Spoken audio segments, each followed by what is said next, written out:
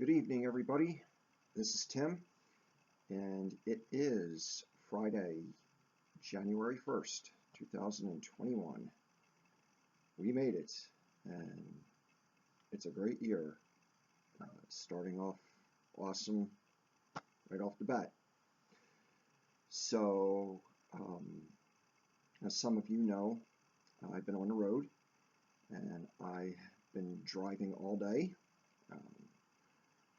Drove from Cheyenne, Wyoming, all the way to Nampa, Idaho, which is just outside of Boise. And tomorrow is going to be the highlight of this trip for me personally, because I'm meeting up with a couple of people, including the hexologist. And I remember before Hex even launched, he was active in the Telegram chat room. And even though we didn't really talk a whole lot, I remember when he first started doing his videos and watching him progress and advance in his delivery of his content. And when I started making videos at the beginning of the year, at one point I had mentioned in a video how much I appreciate the willingness of his family to allow him the time to put together his presentations, because I know what is involved in video production, and him and I have kind of had a connection ever since then. He seemed very appreciative of that, and I had told him a couple of times over the course of the year that when Hex gets to the point that I can live off of it and I have all of my time available, that the first thing I wanted to do, my biggest priority, was to treat him and his family to dinner, their choice, their place, whatever they wanted. And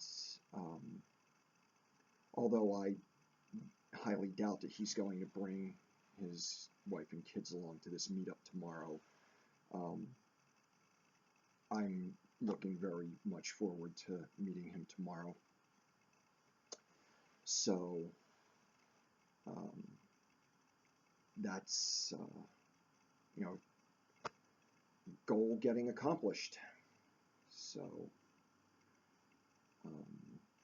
but it was another full day of driving, and while I was driving, one thing that came to me is that every once in a while you'll hear somebody make a big deal out of the idea that the earth is overpopulated and that there's too many people. Y'all need to drive across Wyoming. There's plenty of room for a lot of people. As a matter of fact, I had heard somebody say once that if you took all 7 billion plus people on this planet and you stood them all up shoulder to shoulder in one group, it wouldn't be enough people to occupy the same square mileage of, Dallas, Texas. So there's plenty of space on this planet for everybody. What we need is not fewer humans, but we need more communication. We need to learn to talk to one another about what our life is about and what it is we want to do while we're here. And I had mentioned last night about living in a world where people are free to do what they love. And money is serving as a means of preventing that. And part of that is due to the fact that money essentially has 3 functions. The first is to serve as a store of value. The second is to be a medium of exchange. And the third is to be a unit of account. Now, right now, pretty much everything in the world is priced in dollars, or there's a dollar equivalent associated with practically everything that can be purchased.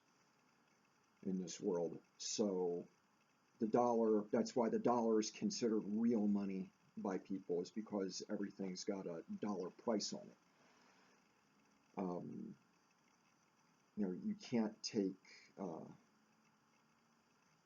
you can't buy groceries with gold or stock certificates. You need dollars. And the dollar is interchangeable fairly easy, either hand to hand or digitally through services like PayPal, for example. So again, the dollar can serve as a medium of exchange. But the dollar is not a store of value. And the reason for that is due to the fact that you or I do not have a voice in the amount of dollars that are printed or made available to the public at any given time. And as a result, the more dollars that are printed, the less purchasing power the dollar has, which in effect devalues your labor over the course of your life. That's why if you've been around long enough, you start to notice that things are a lot more expensive now than they were 10, 20 years ago when you were a kid. It's not because those things have become more valuable, it's because the purchasing power of the dollar has decreased due to inflation. So, one of the things about Richard is that he's a good listener, and the market has spoken in regards to the role that cryptocurrencies are to play, and that is to be a store of value. And this is why Hex was invented. And Richard heard when the market spoke. And he has also talked about the fact that when you have something that is a store of value, then the only two things that matter is that the price goes up on a regular basis and that people buy more than they sell of that particular thing. So the question that could be asked is, how do you get people to buy more than they sell? And the answer is very simple. You pay them to not sell it. And that's the secret of Hex's success. When you acquire Hex and you stake it, which means you lock it up in the contract for a given period of time that you choose, you collect interest on those stakes based on the amount of shares each one of your stakes acquires. So you're basically getting paid to lock up your money. And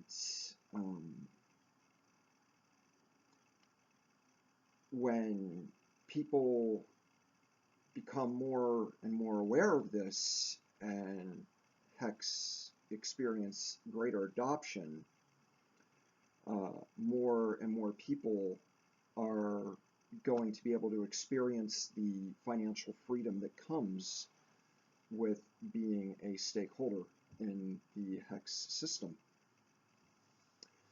So this is one of the things that drives me. This is it's like I want to help people understand this and participate in it for their own benefit, so we can all just work together to live in the ideal world. And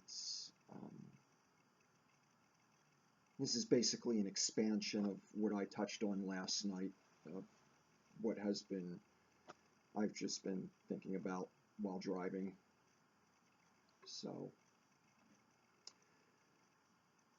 it's a good day, and I hope you are having your new year starting off well also. But that's about the extent of what I have to share right now.